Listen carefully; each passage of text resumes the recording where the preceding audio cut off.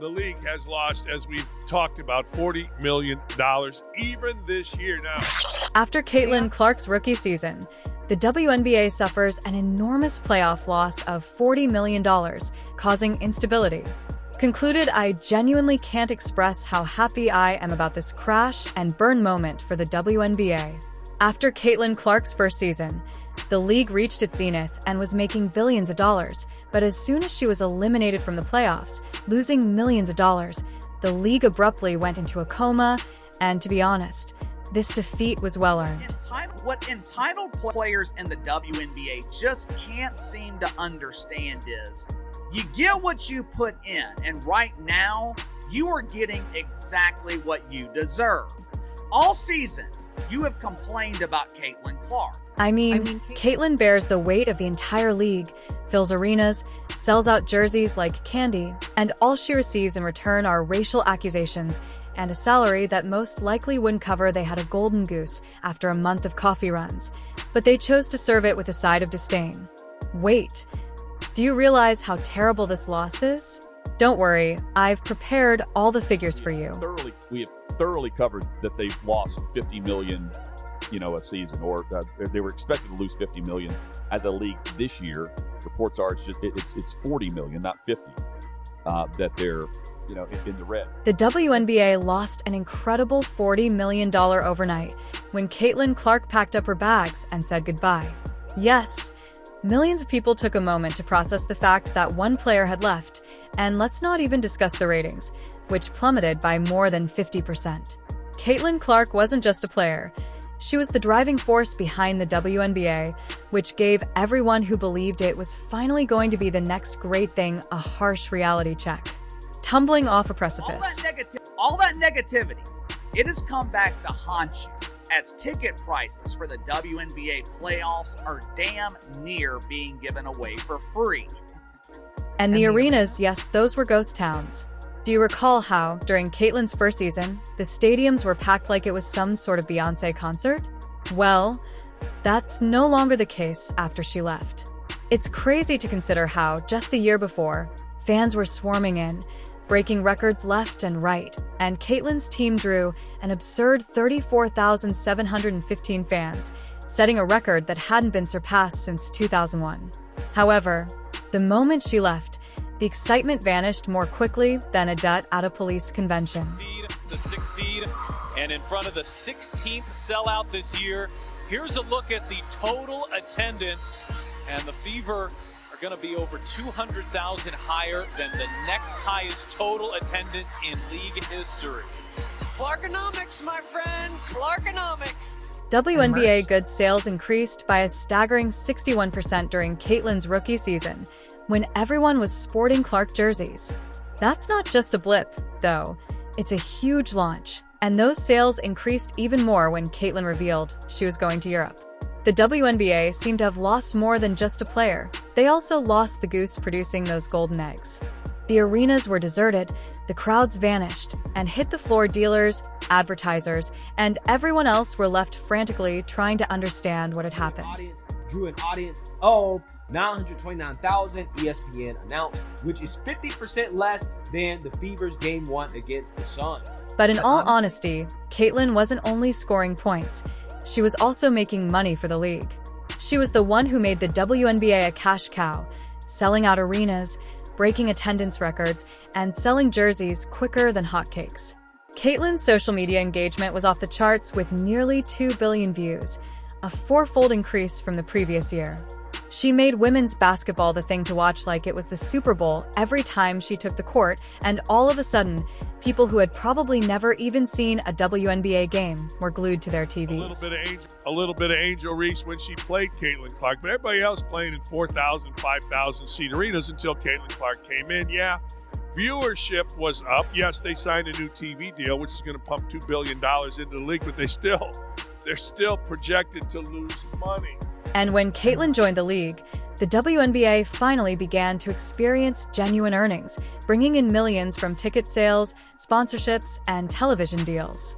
For the first time in decades, they attracted over 2.3 million people, and the money flowing in the WNBA made $2 billion.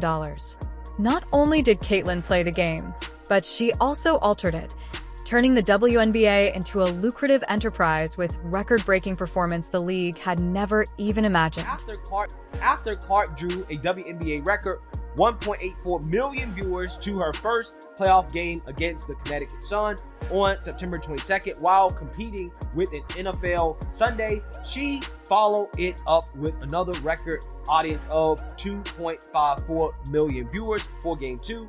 The worst part is that the WNBA paid Caitlin peanuts compared to her true value. Is it any surprise that after she looked at Europe, she said, "Yeah, I'll take the paycheck, thanks." The WNBA knew Caitlin's value and wasn't playing around with empty promises.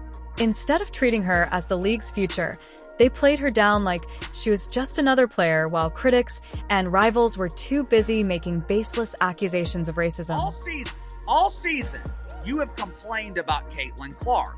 All season, you have allowed your jealousy, your bitterness to cloud your judgment.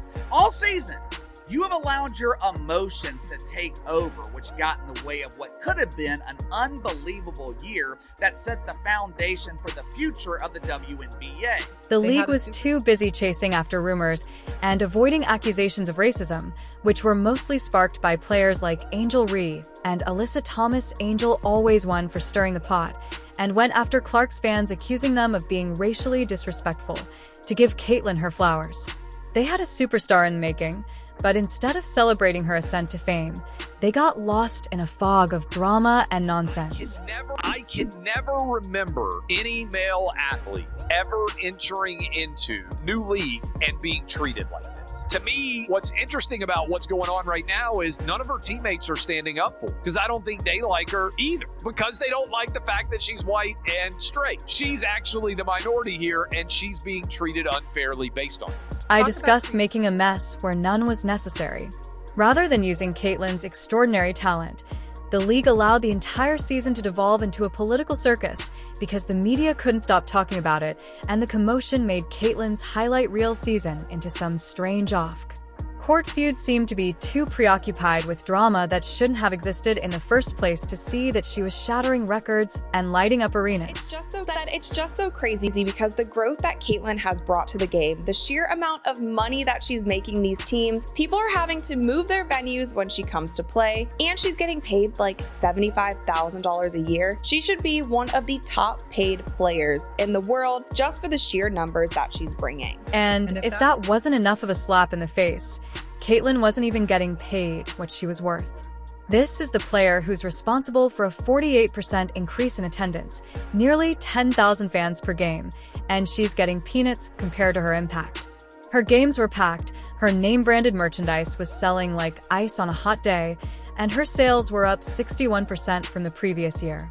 You would think the league would be throwing money at her, but instead they were too busy making money off of her name without paying her what she was due. Caitlin, being the astute player she is, said, "I'm leaving here and packing my bags for Europe." WNBA fans were in complete shock, but can you blame her? The girl was bringing in ridiculous amounts, but the league treated her like any other player. In interviews, she even claimed that the players were hitting her and that the league had not even called a foul, making her feel as though she didn't belong in the league and that she was literally carrying on her back. Unrivaled League needs Caitlin Clark, and they are preparing to offer her a massive deal. But is it all too little too late? Because of the severity of the financial crisis, the WNBA was forced to use force to attempt to win her back. By force, I mean WNBA Commissioner Kathy Engelbert, who essentially had to slap Kathy in an iconic moment when we truly messed up, personally apologized to Caitlin, acknowledging that it was that awful. She didn't only say, "Hey, we undervalued you a little." Instead, she went into detail to acknowledge that they had utterly miscalculated Caitlin's influence on the court as well as the WNBA's financial resources. Sources say that it's a 6-year deal that could be worth more than $100 million. They were so desperate that they were offering Caitlin double her salary. To be precise, you know it's bad when the league digs into its coffers to offer double just to get her to return. However, it wasn't just about paying Caitlin more. They also knew they had a problem with their sponsors, all those big brands that were riding the Caitlin Clark wave, so they started to hit the brakes once she left.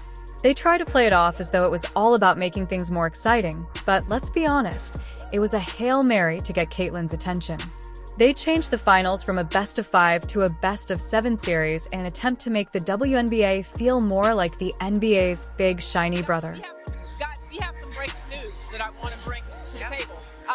Commissioner Kathy Engelberg, Commissioner of the WNBA, just announced that starting in 2025, the WNBA finals format will change to a best-of-7 series. Yes. And the format will be 2-2-1-1-1. In addition to that, the first round, which is already a best-of-3, will change in format to 1-1-1. Yes. But hold on, there's more. Not content to stop there, Engelbert also said that they would be adding a 13th team and changing the regular season from 40 to 44 games beginning in 2025. The Golden State Valkyries had a brand new team and more games to go along with it, and they were working really hard to make it seem like the league was still doing well. However, without Caitlyn, everything felt a bit like window dressing on a collapsing structure. Sure, more games and new teams sounded fantastic, but the bottom line was staring them in the face. And without Clark, the NBA's major push for a sustainable business model was becoming more and more shaky by the day.